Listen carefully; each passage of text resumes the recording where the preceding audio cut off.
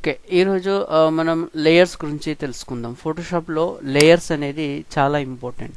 ఇక్కడ చూడండి, ఇక్కడ లేయర్స్ అనే ఒక విండో ఉంది. ఒకవేళ ఇక్కడ లేకపోయినా కూడా మీరు విండోలోకి వెళ్ళేసి F7 అనే షార్ట్ కట్ ద్వారా లేయర్స్ అనేది క్లిక్ చేయగానే ఇప్పుడు చూడండి హైడ్ అయిపోయింది.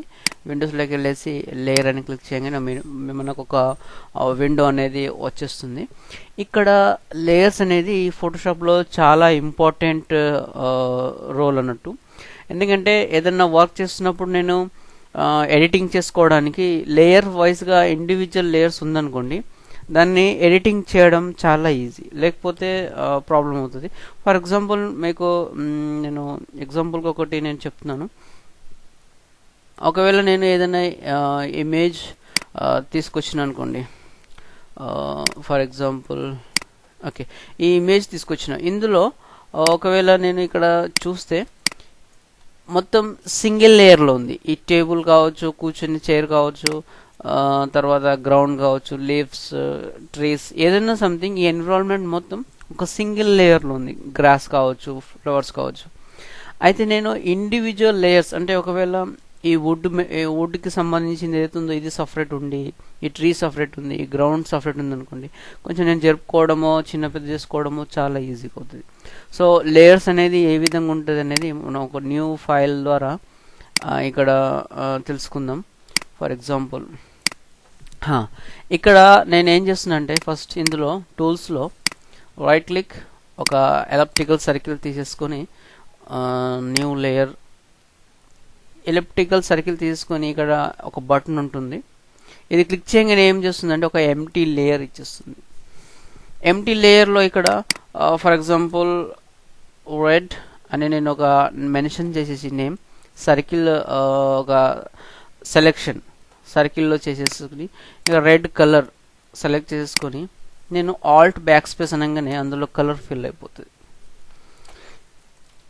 అయితే ఇదే విధంగా నేను ఫర్ ఎగ్జాంపుల్ ఇక్కడ నేను 3 టూల్ తీసేసుకున్నాను అనుకోండి, ఇంకా చూడండి ఆటోమేటిక్గా ఇది ఇండివిజువల్గా మూవ్ అవుతుంది. ఫర్ ఎగ్జాంపుల్ ఇదే నాకు డూప్లికేట్ కావాలి, అప్పుడు ఏం చేయాలి? కంట్రోల్ జే, ఏమైంది? డూప్లికేట్ అయింది కింద. ఓకే, కానీ కలర్ మాత్రం సేమ్ ఉంది. అంటే ఇక్కడ చూడండి 2 డూప్లికేట్ అయింది. లేదు నేను ఇంకోటి ఇండివిజువల్గా డ్రా చేయాలనుకోండి, సరే లేదు నాకేమనిపించింది, దీన్ని నేను డిలీట్ చేయాలని అనిపించింది. ఈ లేయర్ని క్లిక్ చేసుకొని ఇక్కడ లాస్ట్లో ఉన్న డస్ట్బిన్ సింబల్ ఉంది చూడండి, అక్కడ క్లిక్ చేయగానే ఆటోమేటిక్గా డిలీట్ అవుతుంది. కంట్రోల్ జెడ్ అనగానే ఆటోమేటిక్గా మళ్ళీ మనం చేసిన వర్క్ అండు అయిపోతుంది. ఇక క్లిక్ చేసుకొని ఇక్కడ డిలీట్ బటన్ క్లిక్ చేసినా కూడా అడుగుతుంది, ఈ లేయర్ని మీరు డిలీట్ చేయాలనుకుంటున్నారా? ఎస్ అంటే ఆటోమేటిక్గా డిలీట్ అయిపోతుంది. నేను ఇంకొక సర్కిల్ డ్రా చేసేసి ఇంకొక న్యూ లేయర్ తీసేసుకున్నాను అనుకోండి. ఓకే, ఇక్కడ గ్రీన్ అని నేను మెన్షన్ చేస్తున్నాను. అండ్ ఇక్కడ వచ్చేసరికి మనం గ్రీన్ కలర్ తీసేసుకొని ఓకే, ఇందులో గ్రీన్ కలర్ ఫిల్ చేద్దాం. Control D to deselect. ఇప్పుడు 3 టూల్ తీసేసుకుని నేను చూస్తే ఇది చూడండి ఆటోమేటిక్గా ఇండివిజువల్ ఉంది. ఇక్కడ నేను ఎప్పుడైతే దీని పైకి తీసుకొస్తున్నానో రెడ్ హైడ్ అయిపోతుంది. అంటే దాని అర్థం ఏంటంటే ఇక్కడ ఉన్న ఈ గ్రీన్ లేయర్ రెడ్ దాని కింద ఉందని దాని అర్థం. ఒకవేళ నేను ఇక్కడ సెలెక్ట్ చేసుకొని ఇక్కడ చూడండి రెడ్ కలర్ సెలెక్ట్ చేసుకొని దీన్ని నేను పైకి తీసుకొచ్చిన అనుకోండి, క్లిక్ అండ్ డ్రాగ్, అప్పుడు ఏమవుతుంది? గ్రీన్ దాని వెనుకకి వెళ్ళిపోయింది, రెడ్ పైకి వచ్చింది. సో ఇలాంటి లేయర్స్ తోటి కూడా చాలా మంచి ఆప్షన్స్ యూస్ చేసుకోవచ్చు. అండ్ లేయర్స్ తోటి ఇంకో మంచి ఆప్షన్ ఏంటంటే ఫర్ ఎగ్జాంపుల్ నేను ఇక్కడ ఇంకో న్యూ లేయర్ తీసేసుకొని కలర్ నేను వేరేది మెన్షన్ చేసేస్తున్నాను. For example blue. Okay, colour fill చేసేసుకొని ఇప్పుడు నేను ఇది ఇక్కడ పెట్టేసిన. ఒకవేళ నేను ఇందులో కొన్ని ఆప్షన్స్ ఉంది లైక్ ఒపాసిటీ, నేను ఇక్కడ చూడండి ఒపాసిటీ డౌన్ చేస్తుంటే ట్రాన్స్పరెన్స్గా మారిపోతుంది. ఇది చూడండి ఎన్నుకున్న ఆబ్జెక్ట్స్ కూడా ఇందులోకి వెళ్ళి మనం చూసుకోవచ్చు. So opacity. నెక్స్ట్ వచ్చేసరికి ఇందులో చాలా different types of blending modes options ఉన్నాయి. బ్లెండింగ్ మోడ్స్ ఆప్షన్స్లో మనం ఒక్కొక్కటి డార్క్ అయిన అన్నాం అనుకోండి, ఇక్కడ చూడండి కలర్లో కలర్ మిక్స్ అవుతూ ఉంటుంది. డార్కిన్ అయిపోయినాక మల్టిప్లై, తర్వాత ఇక్కడికి వచ్చేసరికి స్క్రీన్. చూడండి స్క్రీన్ ఇంకో రకంగా మారిపోయింది. సో ఒకవేళ నేను ఇదే లేయర్ ఇది ఇమేజ్లోకి తీసుకొచ్చిన అనుకోండి. ఓకే, ఫర్ ఎగ్జాంపుల్ దీన్ని కొంచెం బయటికి లాగేసి నేను ఏం చేస్తున్నా ఈ ఈ యొక్క ఆబ్జెక్ట్ని ఇందులోకి తీసుకొస్తున్నా. డ్రాగ్ డ్రాప్ చేసేస్తే ఏమవుతుందంటే మనకు ఒక వేరే లేయర్స్లో కూడా మన ఫైల్లో కూడా వచ్చేస్తుంది. ఇప్పుడు చూడండి స్క్రీన్ అన్నా అనుకోండి, ఆటోమేటిక్గా ట్రాన్స్పరెంట్గా మారిపోయింది, కలిసిపోయింది కలర్ డాట్స్. అంటే so there are so many different types of options. మనం ఇందులో ఏది కావాలంటే అది మనం యూస్ చేసుకోవచ్చు. అంటే సిచ్యువేషన్ అనుసారంగా మన వర్క్ అనుసారంగా ఇది చూడండి. Okay, so this is the blending options. ఈ విధంగా కూడా మనం యూస్ చేసుకునే అవకాశం ఉంది.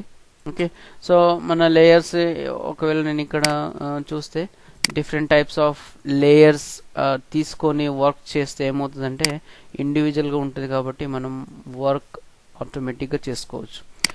ఇక్కడ ఇంకో ఆప్షన్ ఉంది, ఇది వచ్చేసరికి డెలీట్, ఇది వచ్చేసరికి న్యూ లేయర్, ఇది వచ్చేసరికి ఏంటంటే ఒక గ్రూప్ అన్నట్టు, లైక్ ఫోల్డర్. ఫర్ ఎగ్జాంపుల్ నాకు రెడ్ ఇంకా ఈ బ్లూ కలర్ ఏదైతే ఉందో ఇది drag and drop to this folder.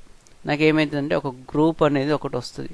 ఇందులో నేను డబుల్ క్లిక్ చేయగానే ఈ గ్రూప్ యొక్క సర్కిల్ CIR సర్కిల్ అని నేను టైప్ చేయగానే ఆటోమేటిక్గా ఈ గ్రూప్ లోపల ఇది ఉండిపోతుంది. నేను ఎప్పుడైతే ఈ గ్రూప్ సెలెక్ట్ చేసుకొని మూవ్ చేస్తానో ఆటోమేటిక్గా ఏమవుతుందంటే ఇక్కడ ఒక ఆప్షన్ ఉంది, ఏంటంటే సెలెక్ట్ ఆటో సెలెక్ట్ ఆన్ ఉంటే ఏమవుతుందంటే ఏ లేయర్ క్లిక్ చేస్తే ఆ లేయర్ సెలెక్ట్ అయిపోతుంది.